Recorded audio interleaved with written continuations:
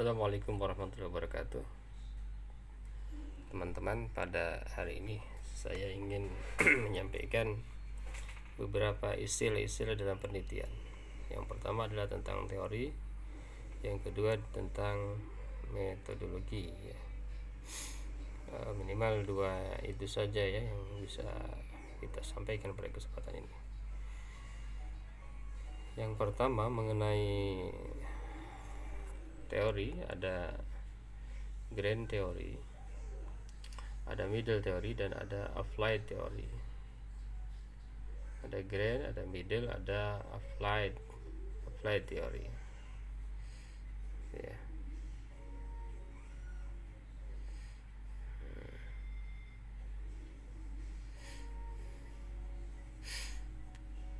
Grand teori itu adalah teori untuk menjelaskan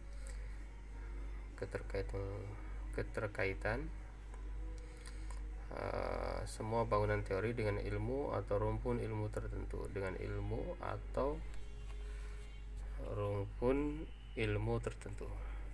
Itu yang paling tinggi, yang disebut ilmu. Grand teori itu adalah ilmu. Yang kedua, middle range teori, yaitu teori untuk menjelaskan hubungan proposisi ya, yang disebut dengan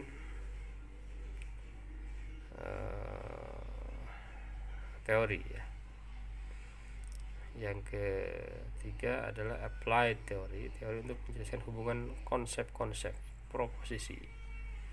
Jadi yang digunakan untuk membangun landasan teoretis dalam penelitian adalah tiga. Yang pertama proposisi, yang kedua teori, yang ketiga ilmu. Sementara di bawahnya ada namanya konsep dan ada namanya fakta. Konsep fakta ya. Jadi ada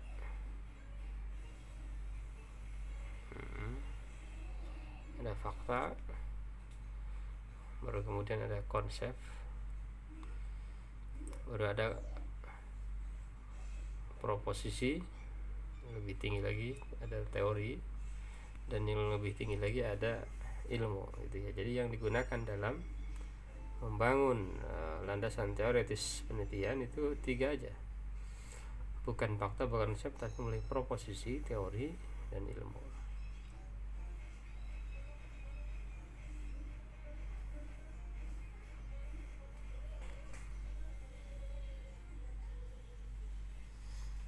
Ini dalam tulisan Siddhartha ya. Siddhartha, beliau ini pakar hukum ya. Februari 2016. Sementara dalam paradigma penelitian itu ada beberapa jenis. Yang pertama adalah positivisme ya. Positivistik, yang menganggap bahwa realitas sosial yang terjadi sebagai sesuatu yang bersifat empirik dan dapat diobservasi secara nyata serta dapat dibuktikan secara ilmiah.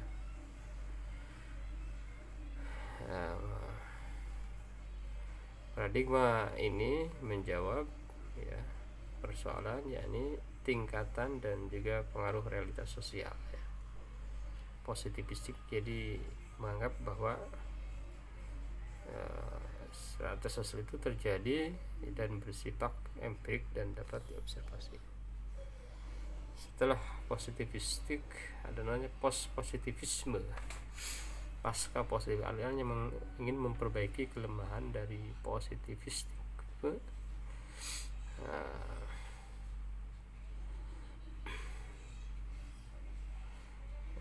Ada kesamaan ya antara post-positivisme dan positivisme, yakni bahwa realitas itu memang nyata ya,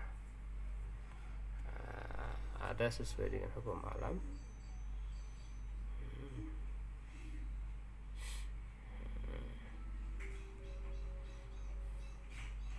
Tapi di post-positivisme ini bahwa pengetahuan itu utuh gitu ya. Jadi tidak hanya dipengaruhi atau ditentukan oleh satu faktor atau variabel ya.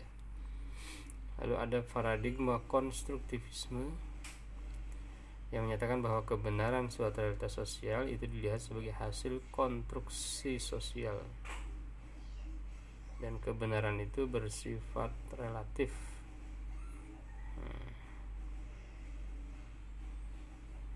Paradigma konstruktivisme itu dalam ilmu sosial merupakan kritik terhadap paradigma positivistik ya. Jadi kebenaran itu relatif ya. Kalau di positivistik kan tidak relatif gitu ya.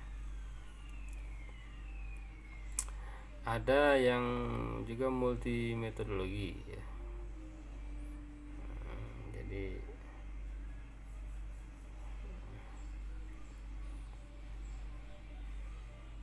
positivistik. Oke. Positivisme ada, selain positivisme ada pragmatisme ya. Pragmatisme ini ini paling ujung, aliran yang berpandangan bahwa filsafat yang menyatakan bahwa yang benar adalah segala sesuatu yang membuktikan dirinya sebagai yang benar dengan melihat kepada akibat-akibat atau hasil-hasil praktis. Jadi kebenaran itu ditentukan oleh akibat-akibat atau hasil-hasil praktis ya dari sesuatu itu. Jadi kebenaran itu tergantung akibat, bukan tergantung pada yang lain ya. Yang terakhir itu multi metodologi ya, bahwa mencakup penelitian multimetode itu mencakup penggunaan lebih dari satu metode pengumpulan data.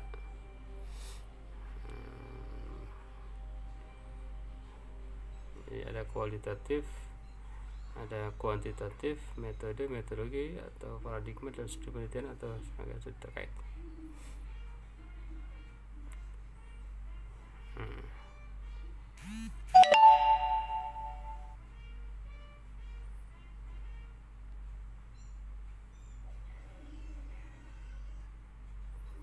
Tapi ini jarang digunakan karena dalam penelitian profesional itu menekankan pada monometode ya, gitu ya. Dalam kurikulum ya, dalam teori kurikulum itu bisa dilihat dari 4 aspek ya. Yang pertama, hubungan antara kurikulum dengan berbagai faktor yang meningkatkan efektivitas dan efisiensi kurikulum. Hubungan antara kurikulum dengan guru, hubungan antara kurikulum dan media dan lain sebagainya ya. Hubungan antara kurikulum dan kebijakan politik. Yang kedua, hubungan antara kurikulum dengan struktur kompetensi. Kurikulum dengan pengetahuan, keterampilan, sikap, dan nilai-nilai yang harus dikuasai. Apakah dengan kurikulum mampu meningkatkan sikap?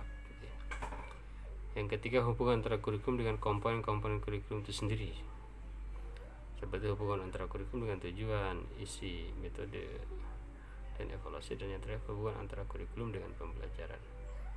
Kurikulum adalah perencanaan dan hubungannya dengan pelaksanaannya, itulah yang disebut dengan pembelajaran. Saya kira itu yang berkaitan dengan teori-teori dalam penelitian ya,